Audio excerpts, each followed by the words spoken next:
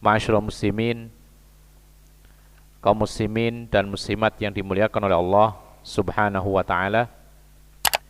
Melanjutkan kajian kita, dan kita masih membahas tentang agama Islam yang sempurna, mencakup masalah yang berkaitan akidah, keyakinan maupun syariat-syariatnya, amaliyahnya. Pada saat yang lalu telah kita sebutkan bahwasanya Islam memerintahkan kita berlaku adil, tetapi dengan catatan adil itu tidak harus sama. Adil itu adalah memperlakukan sesuai dengan apa yang diperintahkan oleh Allah dan Rasul-Nya. Contohnya pembagian warisan. Maka Allah telah menentukan yang adil adalah anak laki-laki 2 bagian dari anak perempuan. Kemudian Allah menentukan laki perempuan ada kewajiban-kewajiban yang dibedakan. Ada yang dikenakan kepada kaum laki-laki seperti sholat berjamaah di masjid, tapi ada yang diperintahkan untuk kaum wanita, yaitu hal-hal yang berkaitan dengan berkhidmat di dalam rumahnya. Allah memerintahkan kaum laki-laki untuk berjihad, tapi wanita tidak. Dan jihadnya wanita adalah jihad yang bukan perang. Disebutkan oleh Nabi SAW, wanita itu wajib berjihad, tidak ada perangnya, yaitu al-hajj wal umrah, haji dan umrah. Maka dari itu kita katakan bahwa adil dalam Islam adalah yaitu ketika memperlakukan siapapun sesuai dengan perintah Allah dan Rasul-Nya. Yang berikutnya, yang keempat, ya'muru bil amanati wa yanha 'anil khiyanah, ya'muru bil wafa'i wa yanha 'anil ghadri. Islam, yaitu agama yang sempurna, memerintahkan umatnya untuk memegang amanah, melarang khianat, dan juga memerintahkan untuk menepati perjanjian dan melarang untuk menyelisih perjanjian. Jadi Islam memerintahkan kita untuk selalu menunaikan amanah, tidak boleh khianat, dan memerintahkan untuk tepat janji, tidak boleh menyelisih janji. Di sini ikhwana fiddin azakumullah, amanah artinya adalah ma'uhida ilal abdi hifdhuhu wa ada'uhu. Arti amanah adalah apa saja yang diperintahkan kepada seorang hamba untuk menjaganya dan menunaikannya, itu amanah. Jadi kalau kita lihat definisi ini, apa saja yang diperintahkan untuk seorang hamba menjaga dan menunaikannya, maka definisi ini mencakup baik itu hal-hal yang berkaitan dengan haknya Allah seperti kewajiban-kewajiban syariat, itu amanah, atau hak-hak yang berkaitan dengan manusia. Ini biasanya masalah harta, itu pun juga amanah. Oleh karena itu sahabat Nabi yang terkenal Ibnu Mas'ud radhiyallahu anhu, ketika ditanya tentang amanah itu apa sih, maka beliau mengatakan, Ibnu Mas'ud, sahabat Nabi, al-amanatu ada'us shalah. Amanah itu adalah ketika seorang menunaikan sholat. Ini amanah, karena ini kewajiban yang dibebankan kepada hamba untuk menjaga dan menunaikannya. Tapi ini adalah amanah haknya Allah, masuk di dalamnya. 1. Wa ita'iz zakah, membayar zakat termasuk amanah. Kenapa? Karena zakat itu termasuk diperintahkan seorang hamba untuk menjaga dan menunaikannya. Ini haknya Allah. Wa shaumi Ramadan, termasuk amanah adalah puasa Ramadan. Jadi orang yang enggak mau puasa Ramadan padahal dia mampu untuk berpuasa, maka dia tidak amanah, khianat, tapi kepada Allah.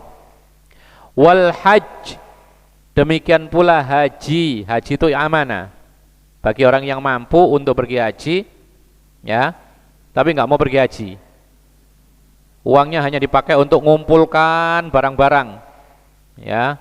Dia sudah punya rumah, sudah punya kendaraan, beli lagi kendaraan, koleksi, beli tanah, alasannya untuk anak-anaknya, karena anaknya 5 maka beli 5 hektar tanah. Kalau belum kesampaian maka dia tidak memikirkan haji, beli sawah lagi, ya, baru 1 petak, belum 5 petak.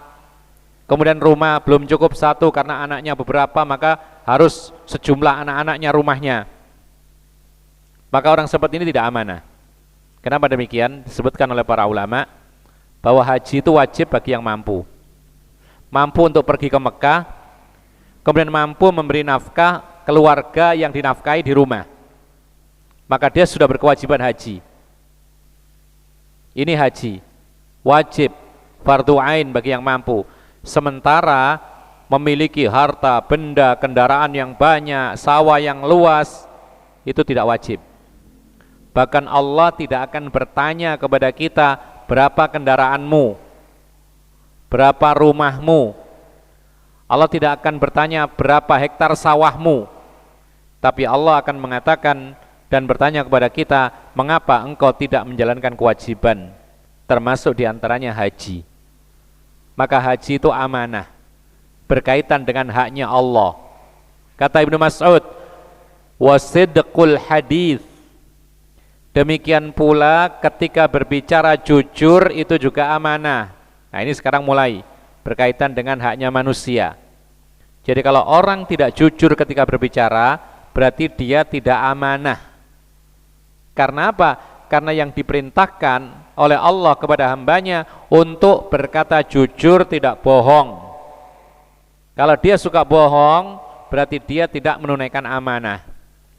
Wa qadha'ud dain, termasuk di antara amanah adalah bayar hutang. Kalau sudah jatuh tempo dan dia punya uang untuk membayar hutangnya, tidak ada jalan lain kecuali harus dibayar.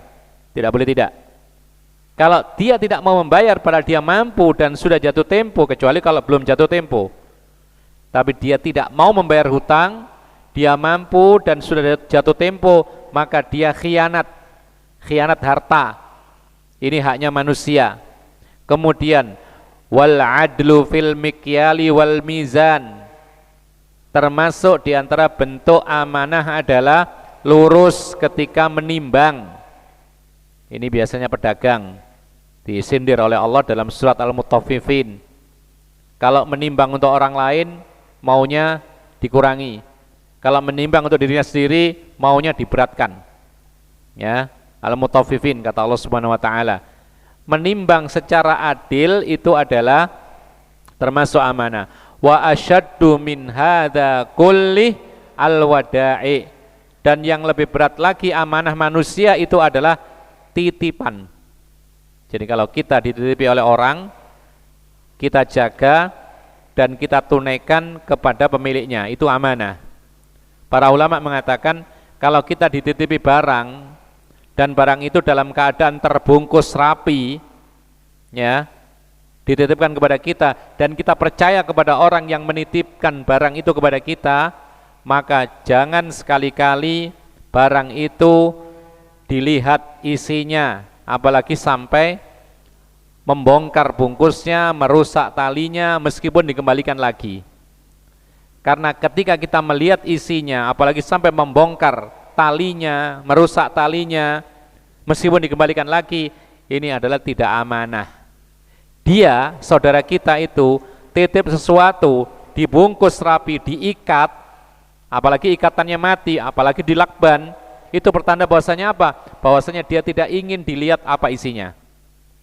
Kalau kita lihat, ya, kita bongkar, meskipun kita kembalikan lagi, maka kita ini berarti tidak amanah, meskipun kita tidak mengambilnya. Kenapa demikian? Karena kita tidak menjaga. Meskipun kita tunaikan, tapi kita tidak menjaga. Menjaga apa? Hak dia, privasi dia. Kadang-kadang yang dititipkan itu barang yang sifatnya privasi, dia tidak mau diketahui, Selagi kita ini percaya kepada dia, maka kita terima titipan itu dan tidak boleh kita bongkar isinya meskipun hanya pengen tahu. Makanya para ulama mengatakan bahwasanya beda antara orang yang amanah dengan orang yang gak amanah. Contoh, ketika seorang dititipi titipan, misalnya sebuah tas seperti yang di depan ini, dia ditutup, ada resletingnya ditutup, titip, dan yang titip ini kita kenal, orang ya baik insya Allah, dia titip kepada kita, itu berarti dia percaya kepada kita. Dia mengatakan, saya titip ya tas ini ya, saya mau pergi kira-kira 5 hari. Setelah saya datang, saya ambil lagi titipan ini. Kalau kita menerima, maka wajib kita jaga dan kita tunaikan pada saat waktunya diambil. Nah sekarang begini, titipan ini tas, yang ada resletingnya yang tertutup. Kita terima. Kalau kita buka, berarti kita tidak amanah. Maka kita terima, kita jaga, tidak boleh kita buka, tidak usah kita lihat dalamnya. Ketika dia datang, tunaikan. Ini amanah. Nah, para ulama mengatakan ketika terjadi kehilangan atau kerusakan barang titipan, ya, ketika barang titipan itu rusak di tangan orang yang menjaga, maka dilihat kalau yang menjaga itu amanah, maka dia tidak usah mengganti. Tapi kalau yang menjaga tidak amanah, maka dia harus mengganti rugi. Contohnya begini, ketika dititipi tas yang tertutup resleting, ketika dititipi dilihat, dibuka, dilihat, oh ternyata barangnya adalah misalnya apa contohnya? Oh barang-barang elektronik, ya sudah ditutup lagi. Ketika datang pemiliknya mengambil, diambil, dilihat, loh kok ada yang hilang, ya. Ada yang hilang, kurang 1 ini barangnya, karena di dalamnya ada 5 barang, ini kok tinggal 4. Padahal yang dititipi tidak mengambil. Maka para ulama mengatakan karena dia tidak amanah dengan membuka tas tadi, maka dia wajib mengganti rugi, karena dia tidak amanah. Tapi kalau dia amanah, hilang berapapun barang tersebut, dia amanah, buka saja tidak, apalagi ngambil, maka orang yang dititipi yang amanah ini tidak ada kewajiban untuk mengganti. Di situ diketahui dari buka atau tidaknya, itu amanah atau tidaknya. Ma'asyiral muslimin rahimakumullah. Bahkan para ulama mengatakan, yaitu perkataan Ibnu Amr atau Abdullah Ibnu Amr Ibnu Al-As, seorang sahabat Nabi yang lain mengatakan, wal farju amanatun wal udhunu amanatun wal ainu amanatun wal yadu amanatun wal rijlu amanatun. Kata Abdullah Ibnu Amr Ibnu Al-As, kemaluan, mohon maaf disebutkan demikian, adalah amanah, dijaga, ditunaikan kepada yang berhak. Ini kehormatan manusia. Telinga juga amanah, dijaga, ditunaikan dalam hal-hal yang ada haknya. Tidak boleh mendengarkan sesuatu yang haram, ya. Tidak boleh mendengar sesuatu yang terlarang. Kemudian mata pun juga amanah, dijaga mata ini jangan sampai digunakan untuk melihat sesuatu yang haram. Apalagi zaman sekarang, zaman medsos, ya. Ada saja hal-hal yang yaitu membuat kita ini berusaha untuk melihat. Asalnya kita membuka sesuatu yang ya halal saja, yang boleh-boleh saja, tiba-tiba muncul sesuatu yang yaitu tidak direncanakan, lalu kemudian tinggal klik, akhirnya terus begitu, ya. Maka ini semua amanah. Allah Subhanahu wa taala akan memintai pertanggungjawaban kita. Mata kita untuk apa? Demikian pula tangan ini amanah, kaki pun amanah, kata Abdullah Ibnu Amr Ibnu Al-As. Namun ikhwana fiddin azakumullah, penggunaan kalimat amanah ini kebanyakan dipakai untuk urusan harta, meskipun juga berkaitan dengan hak-hak Allah, kewajiban-kewajiban beragama ini amanah juga, harus dijaga dan ditunaikan. Tadi kita katakan sholat itu amanah, zakat amanah, puasa amanah, haji pun amanah. Ini kewajiban amanah bagi manusia. Tapi biasanya amanah itu dipakai untuk masalah harta, yaitu seseorang dikatakan amanah ketika menjaga harta yang bukan miliknya kemudian menunaikan kepada pemiliknya. Itulah amanah. Ikhwana fiddin azakumullah. Sifat amanah ini menjaga dan menunaikan kepada pemiliknya, ya. Itu adalah sifatnya para nabi.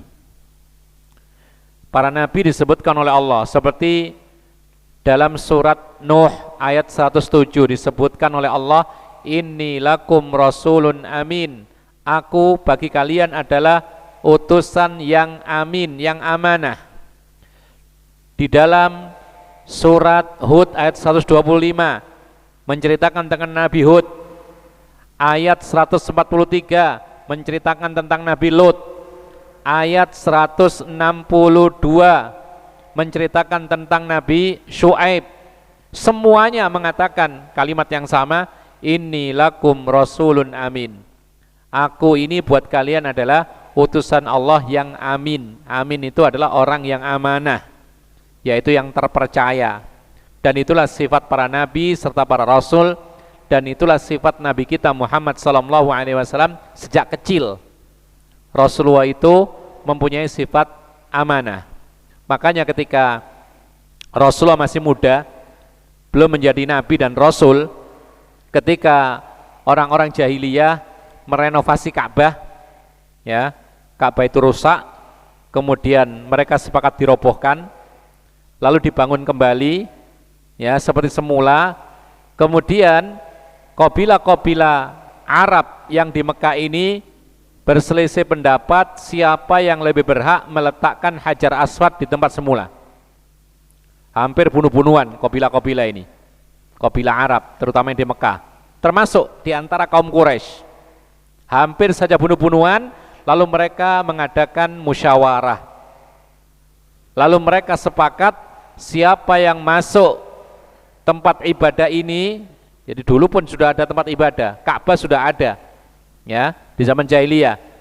Siapapun yang masuk besok hari awal atau seorang yang paling pertama masuk tempat ibadah kita ini, maka dialah yang akan memutuskan perkara ini. Mereka kemudian malam tidur, kemudian mereka memantau di pagi hari dari jauh. Tiba-tiba Nabi Muhammad SAW sebelum jadi nabi datang masuk mendekati Ka'bah yang sedang direnovasi. Maka mereka semuanya bersama-sama mengatakan, yaitu kami setuju ini adalah as-sadiqul amin, as-sadiqul amin. Mereka langsung sepakat setuju adanya seorang pemuda yang masuk, yaitu mendekati Ka'bah, yang dijadikan sebagai hakim, ya. Mereka mengatakan ini adalah pemuda yang jujur lagi amanah. Jadi sejak kecil sampai muda Rasul tidak pernah bohong, tidak pernah khianat, apalagi harta. Maka kemudian Rasulullah memerintahkan kain dibentangkan, kemudian dia yang meletakkan Hajar Aswad di tengah kain, lalu masing-masing perwakilan kabilah memegang ujung kain. Dibawa mendekati tempatnya semula, Rasulullah yang menetapkan di tempat semula. Selesai perkara, tidak jadi perang, tidak jadi bunuh-bunuhan. Sampai ketika Rasulullah hijrah dari Mekah ke Madinah, diusir oleh orang-orang kafir Quraisy, oleh kabilahnya sendiri, maka Rasulullah SAW saat itu masih memegang banyak titipan orang kafir Quraisy. Sehingga sebelum Rasulullah pergi, dialihkan titipan itu kepada Ali bin Abi Thalib. Makanya Ali bin Abi Thalib yang menggantikan tempat Rasulullah di kasurnya ketika Rasulullah dikepung. Ternyata Rasulullah sudah keluar hijrah ke Madinah, di situ ada Ali. Mereka tidak akan membunuh Ali. Kenapa diantaranya? Karena Ali ibn Abi Thalib sekarang memegang amanah titipan-titipan yang tadinya dititipkan kepada Rasulullah, dialihkan kepada Ali bin Abi Thalib. Jadi sampai sebegitunya Rasulullah adalah orang yang sangat-sangat amanah. Kaum muslimin dan muslimat yang dimuliakan oleh Allah Subhanahu wa taala, demikian pula amanah ini sifat orang-orang yang saleh, orang-orang mukmin sejati. Allah menceritakan tentang sifatnya orang mukmin yang sejati seperti dalam surat Al-Mu'minun, sampai dinamai surat Al-Mu'minun, yaitu keterangan sifatnya orang-orang yang beriman. Apa diantaranya? Allah Subhanahu wa taala mengatakan, walladzina hum li amanatihim wa ahdihim ra'un. Orang-orang yang beriman adalah orang-orang yang memelihara amanah-amanah mereka dan menunaikan perjanjian mereka. Ini sifatnya orang yang beriman. Dan memang ikhwan fillah azakumullah, sifat amanah ini ciri-ciri orang yang beriman. Jadi kalau orang beriman, ciri-cirinya adalah terpercaya, tidak khianat, kemudian menunaikan amanah. Kalau dititipi barang tidak dikurangi, ya. Kalau dititipi sesuatu maka tidak dikurangi, ditunaikan apa adanya. Itu sifat orang yang beriman. Makanya Rasulullah mengatakan, la imana man la amanata lahu. Tidak ada iman orang yang tidak punya sifat amanah sama sekali. Jadi tergantung, orang itu ada tingkatannya. Semakin besar amanahnya seseorang ini, maka imannya semakin kuat. Semakin hilang amanah dari dia, maka semakin hilang keimanannya. Orang yang tidak punya sifat amanah sama sekali, berarti dia tidak beriman. Ya. Kemudian tidak adanya amanah itu berarti khianat. Jadi lawannya amanah adalah khianat, terutama masalah harta. Dan itu adalah salah satu sifatnya orang munafik.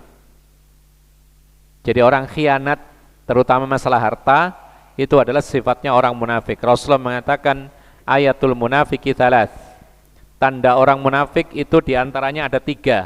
Rasulullah mengatakan, idza haddatsa kadzaba. Kalau bicara bohong. Wa idza wa'ada akhlaf. Kalau janji menyelisihi. Suka janji tapi lewat gitu aja. Ya, besok kamu saya kasih ini, ternyata lewat, enggak. Ya. Akhir bulan kamu saya kasih gini, ternyata enggak ada apa-apa. Itu namanya wa'ada akhlaf. Wa idza tumina khana. Kalau dia diberi amanah maka dia khianat. Ya. Ikhwan fillah azakumullah, orang khianat ini, ya, orang khianat itu lebih parah daripada mencuri. Orang khianat itu lebih parah dari mencuri. Kenapa demikian? Karena kalau orang mencuri itu butuh usaha, kemudian dia itu menunggu waktu yang tepat, sembunyi-sembunyi, bagaimana supaya pemilik harta itu nggak tahu itu nyuri. Ya. Tapi kalau khianat itu adalah dia ini mengambil yang bukan haknya pada saat dia itu merasa aman, karena dia dipegangi amanah. Seperti orang korupsi. Jadi korupsi itu lebih parah daripada mencuri.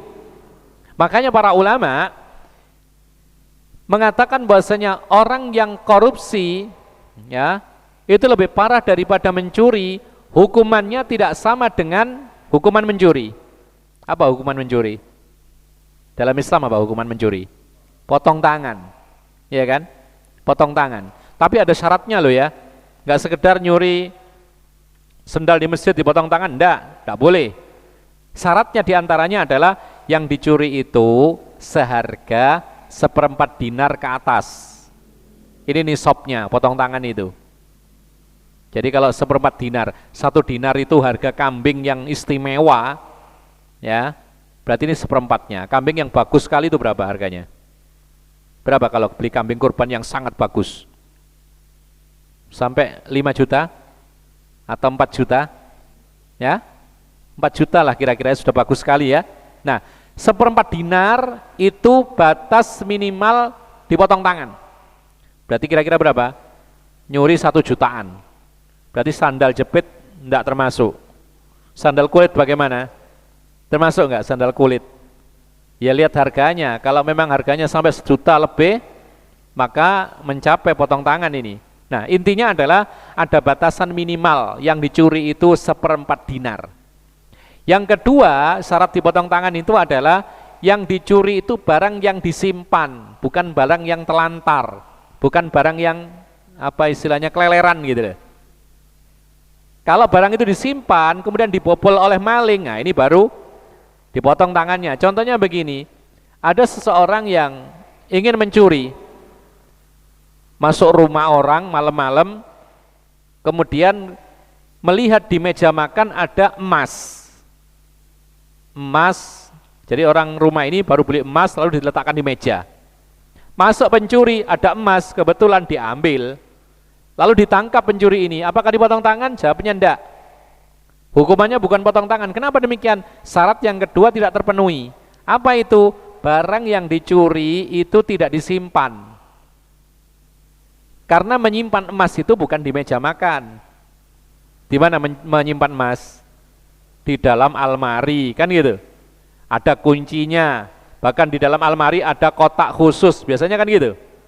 Nah, sekarang ketika pencuri mendapati di meja makan ada emas diambil, maka tidak dipotong tangan karena mencuri emas ini, karena tidak terpenuhi syaratnya. Lalu syarat yang ketiga, harus diputuskan hukuman itu oleh pemimpin yang sah. Nah, ini yang banyak tidak terpenuhi. Ya, di negeri kita kalau tidak pakai hukum ini nggak boleh kita pakai sendiri. Ya, itu tugasnya para penguasa. Kalau tidak ditegakkan maka yang dosa bukan kita. Ya, karena kita tidak boleh memutuskan hukum sendiri. Setiap ada pencurian pada zaman Rasulullah pasti dilaporkan kepada Rasulullah, maka Rasulullah yang memutuskan potong tangan. Jadi tidak masing-masing mendapati pencuri langsung dipotong tangannya, enggak. Atau langsung dibunuh, enggak. Tapi dilaporkan kepada pemimpin yang sah, lalu pemimpin ini kemudian mentahkik atau menginterogasi sampai terbukti, baru kemudian dipotong tangannya. Nah, ini pencuri. Hukumannya potong tangan kalau terpenuhi syarat. Yang namanya mencuri itu adalah mengambil barang orang lain yang sedang disimpan dengan sembunyi-sembunyi. Orang yang mempunyai tidak merasa. Ya. Nyuri kambing misalnya. Kambingnya di kandang. Dipotong nggak tangannya? Jawabannya ya, karena menyimpan hewan ternak itu di kandang. Lain lagi dengan emas tadi. Ya. Tapi kalau nyuri kambing yang keliaran di jalan, maka para ulama mengatakan yang mencuri itu meskipun banyak maka tidak dipotong tangan. Kenapa? Karena tidak terpenuhi syaratnya, yaitu kambing tersebut tidak disimpan. Ya, tidak dijaga. Nah, sementara khianat harta seperti korupsi, ya, seperti korupsi itu bukan termasuk mencuri. Definisinya beda dengan mencuri. Maka para ulama mengatakan kalau khianat harta seperti korupsi itu bukan termasuk mencuri, maka hukumannya adalah takzir. Takzir itu hukuman yang ditentukan oleh penguasa sekiranya hukuman itu membuat jera. Itu namanya takzir. Jadi bedanya adalah kalau mencuri hukumannya itu had, telah ditentukan oleh Allah, potong tangan. Kalau takzir, yaitu perbuatan-perbuatan dosa atau kriminal yang hukumannya itu diserahkan kepada penguasa. Ya, contohnya begini, zina. Maka ada hukuman yang ditentukan. Apa itu? Dicambuk atau dirajam. Jazakallah khair. Ya. Tapi misalnya ada seorang tidak berzina. Ya. Tidak sampai berzina. Ada seorang suka godain perempuan misalnya. Ini kan dosa. Apa hukumannya? Bukan dirajam, bukan dicambuk, tapi hukumannya takzir, ditentukan oleh penguasa yang sah dengan hukuman yang sekiranya membuat dia jera. Ya mungkin didenda, mungkin ditahan penjara, atau mungkin diapain hukuman fisik dan lain sebagainya. Nah, termasuk hukuman takzir di dalam masalah perkara dosa ini adalah yaitu perbuatan-perbuatan kriminal seperti khianat harta, korupsi. Karena bukan termasuk kategori mencuri, maka hukumannya adalah takzir yang menentukan adalah penguasa yang sah dengan hukuman yang sekiranya membuat jera. Pertanyaannya apa hukumannya koruptor? Ada yang tahu? Hah? Terserah penguasa, mana dilihat, mana yang sekiranya membuat jera. Kalau memang misalnya didenda 10 kali lipat dari korupsinya, membuat dia jera, tidak masalah, silakan. Kalau di penjara seumur hidup membuat dia jera, itu hak dia, haknya penguasa. Kalau misalnya hukuman mati itu baru berjera, yang lain nggak jera kalau nggak dihukuman mati, silakan, itu adalah haknya penguasa. Makanya para ulama menjelaskan bahwasanya koruptor itu hukumannya tergantung masing-masing penguasa yang sah. Dilihat mana yang membuat mereka jera, dan puncaknya adalah hukuman mati kalau memang tidak bisa jera orang yang korupsi kecuali dengan hukuman mati, ini dibolehkan. Kenapa demikian? Karena korupsi itu bukan termasuk mencuri, beda, istilahnya beda, definisinya beda. Ya, Kemudian ikhwanna fiddin azakumullah, yang disebutkan juga oleh para ulama bahwasanya ketika tidak amanah, ya, seorang yang khianat, tidak amanah, itu sebab kehancuran.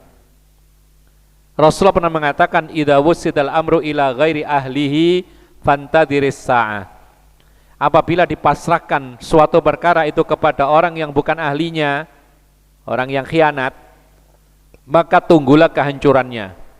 Lihat saja, antum punya perusahaan, yang antum angkat seorang direktur adalah orang yang tidak ahli, ya, tidak punya apa istilahnya, skill, ya, manajemen tidak punya. Kemudian apa? Kemudian dia semaunya saja. Apalagi kemudian dalam hal harta, tamak, tidak amanah, maka tinggal tunggu kehancurannya saja. Dalam hal-hal yang lain, di dunia pendidikan juga demikian. Kalau dipasrahkan dalam lembaga pendidikan orang-orang yang tidak kompeten, orang yang tidak amanah. Bagaimana tidak amanah? Banyak mengajar tapi dia tidak mampu, tidak menguasai materi, mengajar tapi suka terlambat, bahkan datangnya terlambat, pulangnya duluan. Ini pun juga tidak amanah, ya, korupsi waktu tapi. Nah seperti ini kalau diteruskan maka tinggal tunggu kehancurannya saja. Oleh karena itu ikhwan fillah azakumullah, ada sebuah misal, yaitu sifat amanah yang dicontohkan oleh para ulama. Saking amanahnya mereka tidak berani mengambil yang bukan miliknya. Disebutkan dalam sebuah hadis yang muttafaqun alaih, Rasulullah pernah bersabda yang artinya, supaya cepat, ada seseorang membeli sebidang tanah kepada orang lain. Beli sebidang tanah kepada orang lain. Taib. Ketika mau dia bangun tanah itu, dia mendapati di dalam tanah ketika digali itu ada satu jarrah. Jarrah itu semacam apa namanya, wadah. Ya, wadah apa, jarrah itu kayak kendi gitu, tapi besar, atau gentong. Satu gentong isi emas. Ya. Jadi beli tanah kosong, ketika mau digarap atau dibangun, digali, didapati di situ satu gentong isinya emas. Kalau antum beli seperti itu, dapat seperti itu, apa sikapnya kira-kira? Apa sikap antum? Antum laporkan kepada pemilik tanah? Atau antum jual? Atau antum simpan? Karena ini jelas-jelas harta karun gitu loh. Apalagi di dalamnya ini ada tulisan-tulisan yang menunjukkan ini zaman jahiliyah, harta karun pasti itu. Ya. Nah, sebenarnya ini hak milik dia, karena dia beli tanah, kemudian dia menjumpai, menemukan sesuatu harta karun. Harta karun itu miliknya orang yang mendapatkannya. Cuma nanti akan ada zakatnya, ya, termasuk rikas, gitu loh. Ya, al-khumus 1/5, ya, al-khumus 1/5 dikeluarkan zakat, ar-rikas, barang temuan atau harta karun. Nah, kemudian dia datang kepada pemilik tanah yang telah menjual, khudh dhahabaka minni innamastaraitu minkal ardo. Wahai pemilik tanah, sudah dibeli, ambillah gentong yang berisi emas ini, karena aku hanya membeli sebidang tanah dan aku tidak membeli emas. Coba, ini saking jujurnya orang ini. Padahal itu hak dia, dia menemukannya. Tapi anehnya yang menjual mengatakan apa? Kalau kita yang menjual, alhamdulillah rezeki saya. Kalau enggak kalau memang sudah rezeki ya milik saya ini, kan gitu. Tapi penjual ini mengatakan, innama bi'tukal arda wa ma fiha. Tidak, aku menjual sebidang tanah beserta apa isinya. Orang kalau jual tanah kan dia berhak, atasnya berhak, bawahnya berhak. Kita beli tanah, kita berhak membangun ke atas, ya kan? Berapapun tingginya, itu hak kita. Kita berhak menggali ke dalam, kita bikin pondasi sampai 10 meter, tidak masalah. Itu hak kita. Berarti apa yang di dalam tanah, kalau kita beli tanah itu menjadi milik kita, ya. Ke atas, maka itu hak kita untuk membangun. Tidak ada yang boleh melarang, tetangga kita nggak boleh melarang kita, jangan tinggi-tinggi kalau bangun, tidak bisa. kecuali kalau penguasa yang melarang untuk kemaslahatan bersama, itu hak. Seperti misalnya yang kami jumpai di daerah Juanda sana, ya, terutama di arah kedatangan pesawat itu tidak boleh orang membangun lebih dari 2 tingkat, ya, di daerah Sedati sana, itu tidak boleh. Nah ini haknya pemerintah, penguasa, karena untuk kemaslahatan bersama harus ditaati. Tapi kalau tidak ada larangan dari pemerintah, orang punya sebidang tanah, dia berhak membangun ke atas berapapun tingginya, menggali ke dalam berapapun dalamnya, itu hak dia. Kalau menemukan sesuatu, itu hak dia. Tapi karena saking jujurnya, yang beli ini mengatakan, saya cuma beli tanah, tidak beli emas, ambil emasmu. Yang punya tanah mengatakan, enggak, saya sudah jual kamu tanah, itu milikmu semua, isinya pun juga milikmu. Akhirnya bertengkar. Bertengkar bukan rebutan harta, tapi melepas diri harta. Jadi nggak mau ngambil harta, karena dia merasa bahwa saya beli tanah kok, ya sudah tanah tok gitu. Yang jual, saya jual tanah, ya sudah itu semuanya isinya ambil.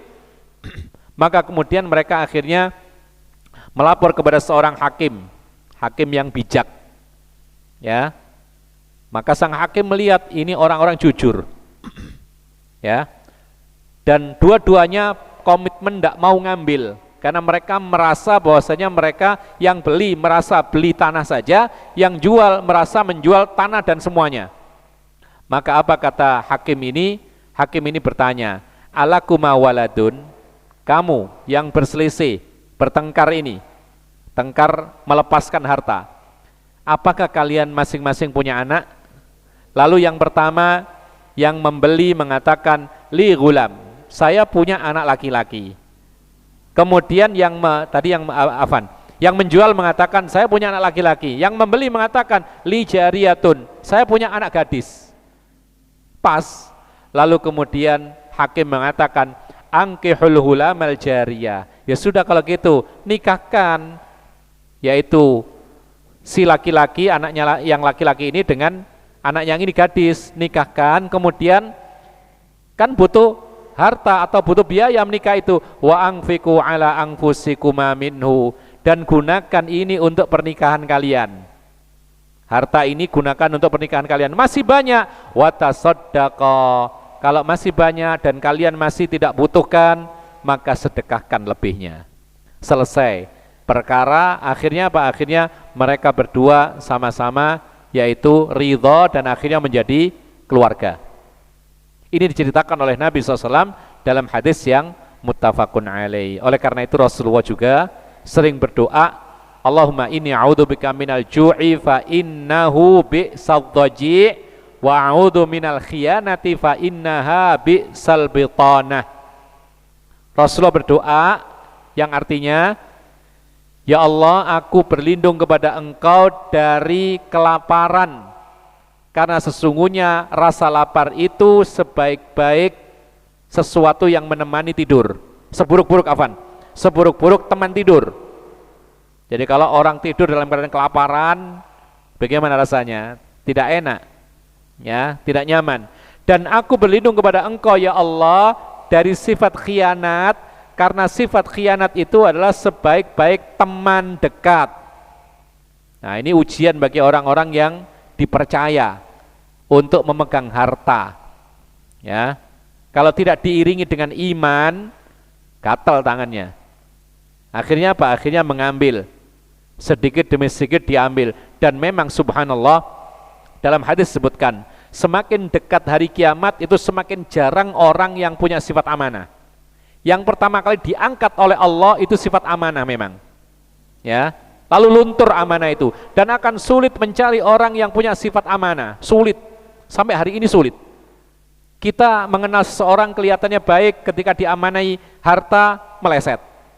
Betapa banyak keluhan sebagian ikhwan yang tadinya baik-baik, lalu kemudian ketika ada kerjasama harta, usaha, ternyata akhirnya apa? Meleset, akhirnya putus hubungan. Banyak sampai sekarang. Ya, banyak teman kita yang punya usaha kemudian dipercayakan kepada pegawai yang kelihatannya baik, mengaji dan semisalnya, ternyata korupsi. Ya, korupsi. Jadi selama sekian tahun, 4 tahun dia pegang usahanya teman kita ini, ya, dia buka toko gitu. Selama 4 tahun dipercaya, kelihatannya baik, kemudian mengaji dan semisalnya, sopan selama 4 tahun, ternyata apa? Ternyata dia korupsi setiap harinya itu 25.000 setiap hari, padahal sudah digaji.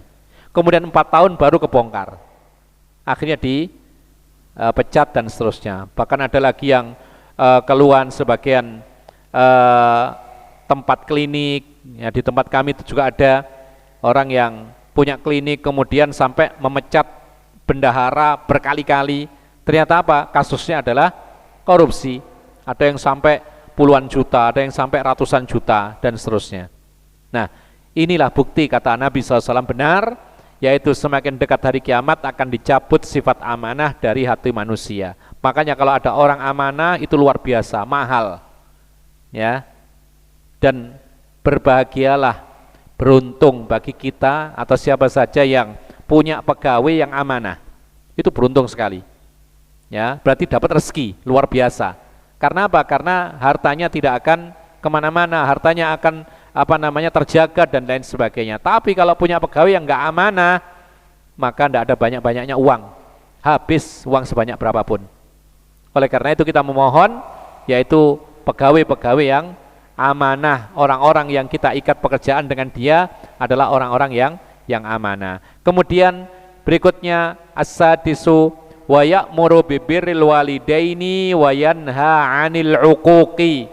Islam memerintahkan kita untuk berbakti kepada orang tua dan melarang durhaka kepada orang tua.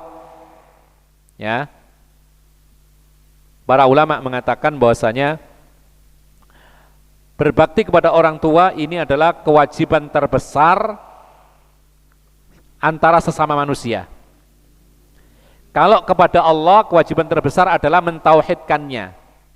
Makanya dalam surat Al-Baqarah, ya, yang pertama kali diperintahkan adalah bertauhid. Ini haknya Allah. Kalau hak manusia yang pertama, wabil walidaini ihsana. Berbaktilah kepada kedua orang tua. Kenapa demikian? Karena orang tua kita lah yang paling besar jasanya kepada kita setelah Allah dan Rasulnya.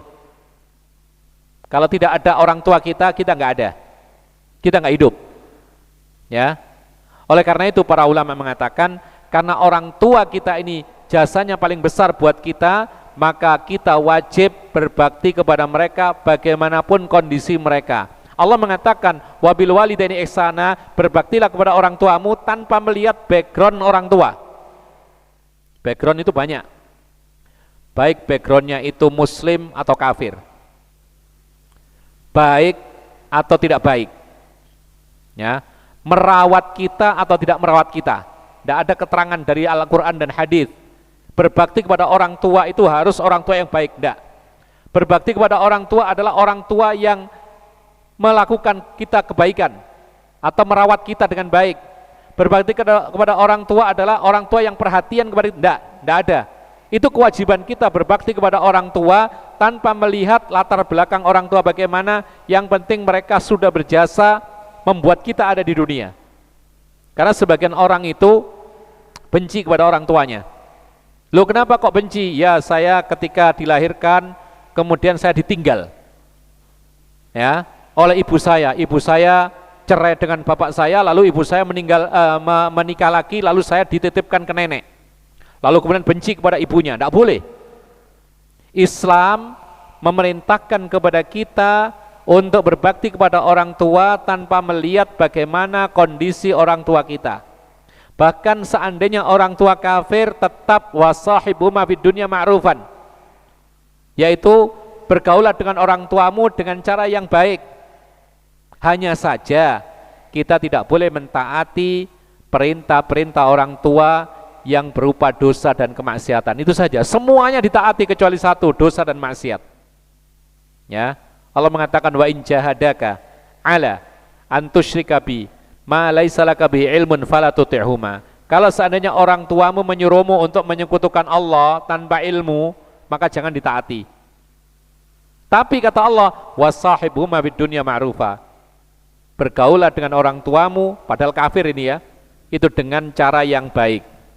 Apalagi sekedar berbuat maksiat, Ada suatu ketika ada akhwat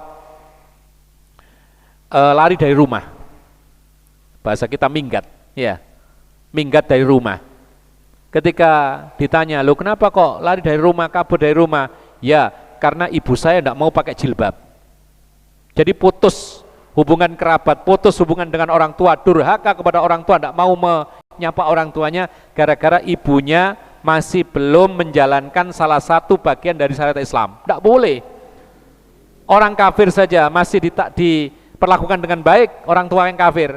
Apalagi hanya sekedar belum melaksanakan salah satu kewajiban, yaitu wanita. Tetap kita berlaku baik. Cuman kalau ibu kita menyuruh anak perempuan melepas jilbab, tidak usah taat. Ini maksudnya. Tapi yang lain-lain taati. Ya, lihat bagaimana Abu Hurairah. Ketika dia masuk Islam, ibunya nggak mau masuk Islam. Tetap Abu Hurairah tinggal bersama ibunya. Bahkan setiap hari diajak masuk Islam. Sampai akhirnya marah ibunya Abu Hurairah ini. Sampai akhirnya apa? Akhirnya mencaci maki Rasulullah. Lalu kemudian Abu Hurairah menemui Rasulullah dalam keadaan menangis. Lalu minta didoakan untuk ibunya agar dapat hidayah. Lalu Rasulullah mengatakan, "Allahumma hdi ummi Abi Hurairah." Ya Allah, berilah petunjuk ibunya Abu Hurairah. Maka pulang Abu Hurairah ke rumah, ternyata ibunya sedang mandi. Setelah mandi, dia mengucapkan asyhadu alla ilaha illallah wa asyhadu anna Muhammadar Rasulullah. Ini membuktikan apa? Membuktikan bahwasanya kita ini harus betul-betul berbakti kepada orang tua kita. Ada lagi sebagian ikhwan itu marah-marah kepada bapaknya, tidak setuju betul dengan bapaknya, bahkan dibarok, berlepas diri dari bapaknya, tidak mau ngomong sama bapaknya. Gara-gara apa? Gara-gara bapaknya kalau pagi itu ngopi sama ngerokok. Ada seperti itu. Dia mengatakan, "Saya tidak mau bicara dengan bapak karena dia masih ngerokok, rokok haram." Subhanallah. Yang penting dia tidak menyuruh engkau untuk merokok. Kalau dia menyuruh engkau untuk merokok, tidak usah ditaati. Sedangkan dia merokok, itu hak dia atau itu dosa dia. Tapi engkau wajib berbakti kepada orang tuamu selagi dia tidak menyuruh engkau untuk berbuat dosa dan kemaksiatan. Doakan orang tuanya supaya bertaubat, dakwai, dan ini menjadi yaitu sarana atau medan dakwah kita, dapat pahala setiap kali memberi nasihat. Ma'asyiral muslimin rahimakumullah. Maka lawan kata dari berbakti kepada orang tua adalah durhaka kepada orang tua. Durhaka kepada orang tua ini adalah haram hukumnya. Dan Rasulullah SAW pernah mengingatkan durhaka kepada orang tua itu yaitu apa? Yaitu dosa besar. Ya. Sehingga kewajiban kita berbakti kepada orang tua, dilarang kita ini berdurhaka kepada orang tua, terutama ibu. Bahkan Rasulullah SAW ketika ditanya oleh seseorang, siapa yang paling berhak mendapatkan kebaikanku, siapa yang paling berhak aku berbakti kepadanya, Rasulullah mengatakan ibuku, sampai 3 kali. Ibumu, baru bapakmu. 3:1. Jadi kalau misalkan ibunya membutuhkan anaknya, bapaknya juga membutuhkan anaknya, berbarengan dalam waktu yang sama, maka ibu didulukan sampai 3 kali, baru bapaknya. Itu aturan dalam Islam.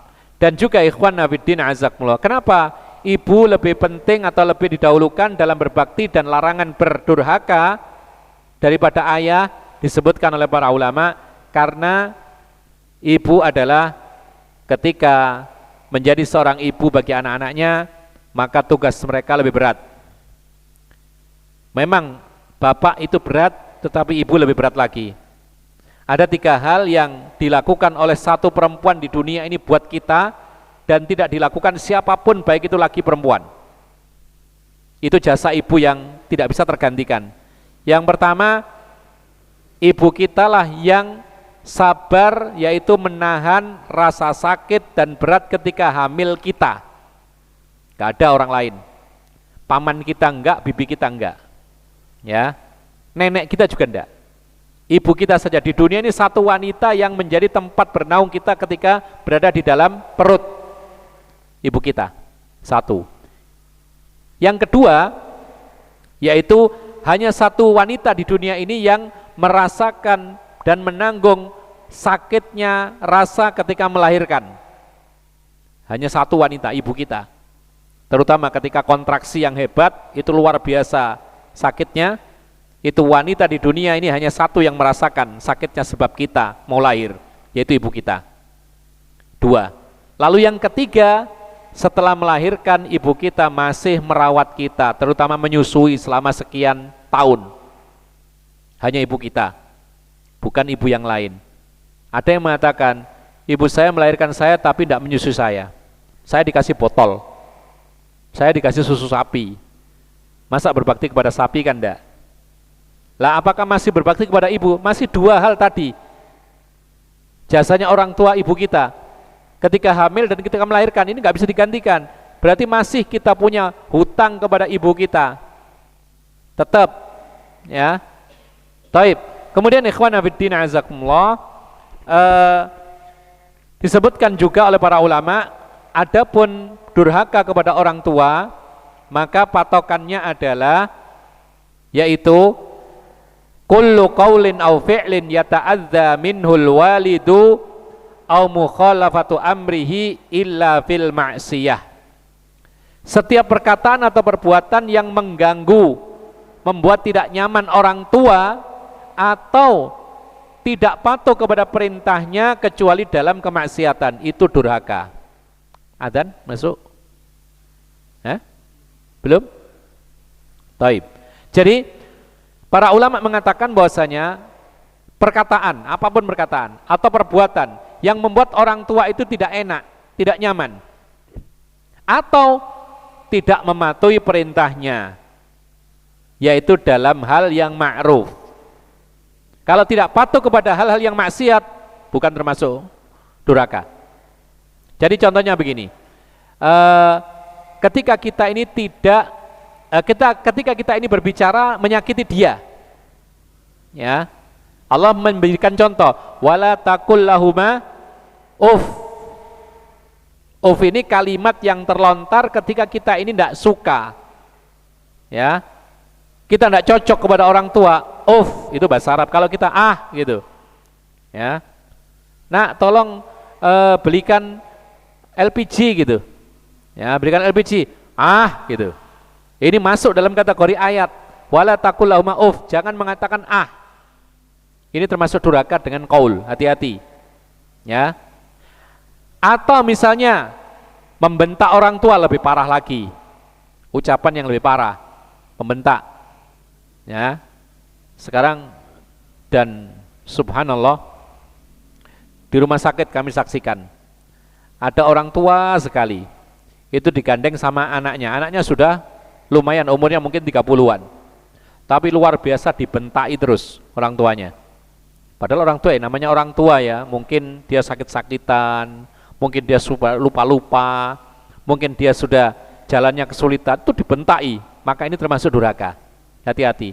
Kemudian termasuk perbuatan seperti, ya, ini mungkin tidak ada orang yang melakukannya, ya, tapi mungkin ada memukul, ini termasuk perbuatan durhaka kepada orang tua. Demikian pula menyelisihi perintahnya atau tidak mematuhi perintahnya, itu termasuk durhaka kepada orang tua, ya, dalam perkara-perkara yang ma'ruf.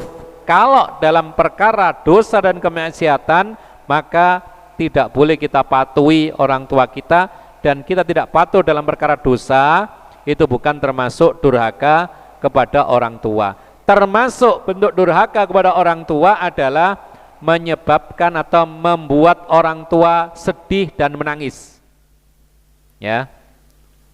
Membuat orang tua sedih dan menangis, ini termasuk durhaka.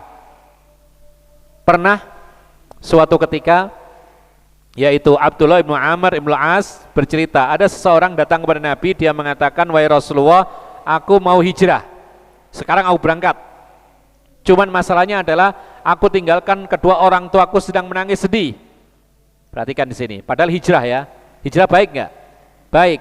Tapi ketika hijrah ditinggalkan orang tuanya tua renta, butuh anaknya, akhirnya sedih menangis. Rasulullah mengatakan, irji ilaihima fa'adhikhuma kama abkaitahuma. Balik pulang kamu ke rumah, tidak usah hijrah, temui orang tuamu yang menangis, buat mereka senang, ketawa sebagaimana engkau telah membuat mereka sedih menangis. Nah, ini termasuk bagian daripada durhaka. Membuat orang tua sedih, membuat orang tua menangis, kafaratnya adalah ganti. Buat mereka senang, buat mereka tertawa senang. Padahal ini alasannya kebenaran loh ya. Apalagi kalau alasannya tidak benar. Ada orang tua itu nangis sedih, kenapa? Anaknya lari, kabur dari rumah. Ini jelas bentuk durhaka yang sangat besar. Karena dia kabur meninggalkan rumah, jelas alasannya nggak benar.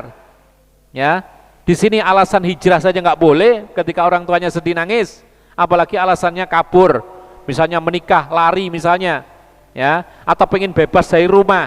Ini termasuk bentuk durhaka ketika membuat orang tua sedih. Baik, kita skor adzan dan kita sambung setelah adzan materi kita insyaallah. Barakallahu fikum. Kita sambung kembali. Kita masih membicarakan tentang kewajiban berbakti kepada orang tua dan haramnya durhaka kepada orang tua. Tadi kita sebutkan durhaka kepada orang tua mencakup perkataan atau perbuatan yang membuat orang tua sedih atau tidak nyaman, bahkan menangis. Ya, membentak termasuk haram. Jadi kadang-kadang kita ini diuji ya, orang tua kita sudah renta sekali, banyak salahnya, banyak bicaranya, banyak lupanya. Ya. Kemudian kadang-kadang kalau bicara itu tidak nyambung, orang yang sangat tua renta itu. Dan banyak lagi pembicaraannya. Sehingga kadang-kadang anak ini apa istilahnya? Bahasa kita itu sebel gitu ya. Kemudian akhirnya terucaplah kalimat, "Diam aja Pak, diam aja Bu," gitu. Hati-hati. Ini termasuk durhaka dalam hal perkataan. Ya. Nah, sekarang apa sih mudaratnya durhaka kepada orang tua itu? Jawabannya, mudaratnya itu berlaku dunia dan akhirat. Di akhirat jelas Rasulullah mengatakan la yadkhul jannata aqun. Tidak akan masuk surga orang yang durhaka kepada orang tuanya. Hadis riwayat Ibnu Hibban dengan sanad yang sahih. Ini di akhirat. Bagaimana kalau di dunia? Ada juga. Di dunia, maka orang yang durhaka kepada orang tua kalau tidak segera taubat, maka dia pasti akan merasakan hukuman Allah di dunia sebelum mati. Nah, ini awas. Ya. Jadi sebelum kita mati, kalau kita durhaka kepada orang tua, pasti ada balasan di dunia. Entah yang kesulitan ekonomi, entah yang sakit-sakitan, entah yang kemudian anaknya tiba-tiba menjadi durhaka kepada dia, ini hukuman bisa. Ya. Usahanya hancur, bangkrut, macam-macam. Enggak harmonis dengan keluarganya, ya. Atau istrinya akhirnya melakukan perbuatan yang tercela, macam-macam. Atau dia dibuat senang dengan kemaksiatan dan dosa, ini hukuman semua. Nah, Rasulullah pernah mengatakan, "Ithnani yu'ajjiluhumallahu fid dunya al-baghyu wa 'uququl walidain." Akhrajal Bukhari. Ada dua dosa yang akan disegerakan hukumannya oleh Allah di dunia, yaitu sebelum orang itu mati. Yang pertama, dosa kezaliman.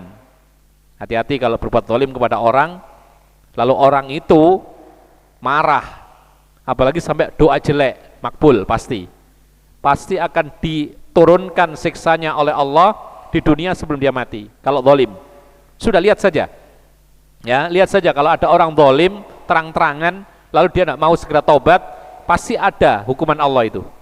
Entah yang anaknya tidak mau taat kepada dia, istrinya lari, usahanya hancur, tidak harmonis, sakit, macam-macam. Itu salah satu hukuman Allah. Yang kedua kata Rasulullah SAW, wa 'uququl walidain. Dosa yang akan disegerakan hukumannya oleh Allah di dunia sebelum orang itu mati adalah durhaka kepada orang tua. Lihat, ada orang durhaka kepada orang tuanya, itu nggak akan lama sebelum dia mati, kalau nggak tobat ya. Kalau tobat lain lagi. Sebelum dia mati, kalau dia nggak mau tobat dari durhaka kepada orang tua, pasti akan ada balasan Allah di dunia. Seperti tadi contoh-contohnya, sakit keras lah, kerugian sekian banyak lah, usahanya hancur lah, anaknya jadi durhaka, istrinya nggak mau nurut, ya, doanya tidak dikabulkan, macam-macam. Itu adalah karena apa? Karena dia melakukan dosa, yaitu durhaka kepada kedua orang tuanya. Ikhwanna fiddin, azakumullah. Maka itulah yang bisa kita sebutkan, yaitu di antara bentuk kesempurnaan Islam. Tadi yang pertama adalah Islam memerintahkan, yaitu umat Islam ini untuk selalu menjaga amanah dan tidak khianat, kemudian menepati perjanjian dan tidak menyelisih perjanjian. Lalu yang berikutnya adalah Islam memerintahkan kita untuk selalu berbakti kepada kedua orang tua kita dan melarang kita durhaka kepada mereka.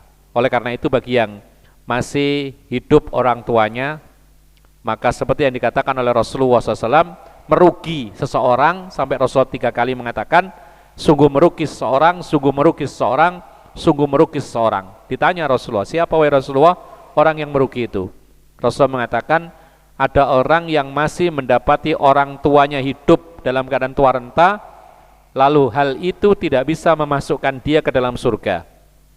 Kenapa demikian? Para ulama menjelaskan bahwasanya karena dia tidak menjadikan kesempatan itu untuk berbakti kepada orang tuanya.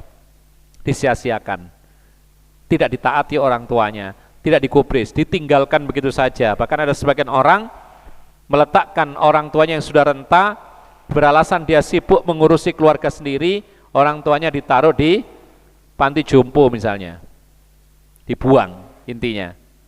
Padahal yang membuat dia itu bisa jadi seperti itu adalah orang tuanya, doa orang tuanya paling tidak. Karena doa orang tua untuk anaknya itu termasuk doa yang mustajab. Ya, maka jangan sia-siakan orang tua kita yang masih hidup, buatlah mereka senang, tersenyum, meskipun mereka adalah banyak kekurangan jelas. Karena Allah akan mengurangi, yaitu ciptaan manusia.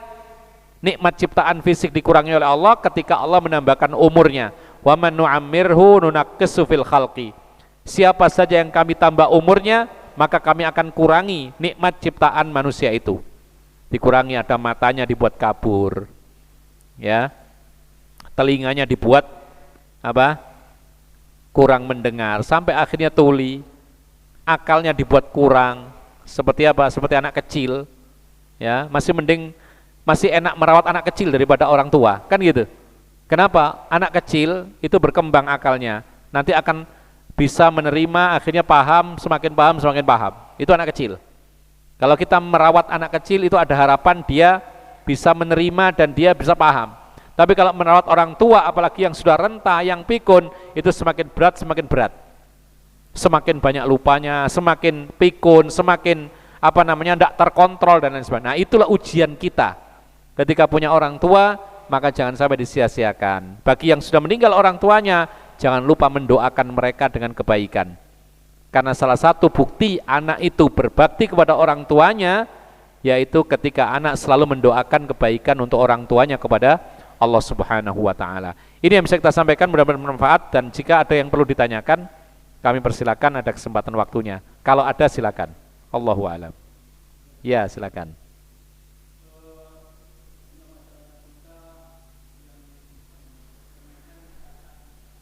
Kenapa?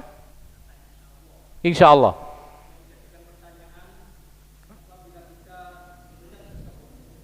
Apabila diundang,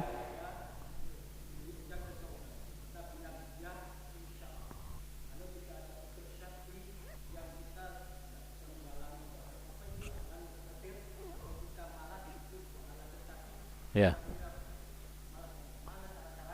ya, ya. Ya, baik. Kalau kita diundang orang, undangannya apa undangannya? Baik. Undangan pernikahan misalnya ya. Undangan pernikahan, maka hukum asalnya harus ditepati. Baik, kalau kita diundang, lalu kemudian iya saya hadir, insya Allah. Ya, insya Allah ini namanya istitsna, pengecualian. Artinya apa? Mengecualikan dari ikatan janji. Insya Allah itu. Ya. Jadi kalau kita janji dengan orang, kalau kita pakai insya Allah, berarti dia itu apa? Melepas ikatan perjanjian. Apa artinya? Andaikan kita tidak hadir, maka kita tidak dosa dan tidak dikenai atau tidak disebut sebagai orang khianat. Tidak. Ya, tidak dikatakan menyelisih janji karena itu bukan janji, karena ada insya Allah. Karena insya Allah dalam Al-Quran, dalam hadis itu memang kita diperintahkan supaya apa? Supaya kita ini tidak terikat dengan janji. Nah, kalau kita diundang, misalnya undangan syar'i, misalnya akad nikah, kan wajib kita datangi, tapi kita sudah mengatakan insya Allah. Berarti kalau kita datang, berarti kita itu menyempurnakan janji kita. Kalau tidak, maka kita tidak dikatakan khianat, karena kita mengatakan insya Allah. Cuman masalahnya, layak atau tidak kalau tidak datang padahal nggak ada alasan. Nah, tentu saja nggak layak, ya tak? Kalau nggak ada alasan apa-apa, sehat walafiat, tidak ada halangan, tidak ada sesuatu yang membuat dia itu tidak hadir, tidak ada penghalang, dekat tempatnya, tidak pakai biaya dan semisalnya, lalu kenapa kok nggak datang? Meskipun insya Allah, karena insya Allah itu tidak boleh dipakai untuk alasan menyelisih janji kan gitu. Tetap dia hadir, tapi andai kan dia tidak hadir, maka dia tidak dikatakan menyelisih janji dan tidak dikatakan khianat. Kalau ada alasan, uzur, maka dia tidak ada masalah. Tapi kalau nggak ada alasan apa-apa, berarti dia kurang sempurna. Artinya apa? Dia melakukan hal yang sifatnya itu tidak layak, tapi nggak sampai dosa. Kalau ada insya Allah, ya. Kalau ada insya Allah tidak ada dosa. Allahu alam. Jadi intinya adalah kalau tidak hadir dengan insya Allah, maka tidak dikategorikan sebagai khianat. Tetapi kalau kita meskipun mengatakan insya Allah, padahal kita nggak ada halangan, bisa hadir, tidak menyusahkan dan semisalnya, hanya karena malas saja, ya, maka ini jelas kurang sempurna atau kurang baik bagi kita, meskipun tidak termasuk dosa, karena adanya insya Allah. Allahu alam. Ada yang lain? Silakan. Baik, kalau tidak ada, kita cukupkan sampai di sini. Allahu alam. Wassallallahu ala nabiyina Muhammad wa ala alihi wa sahbihi ajma'in.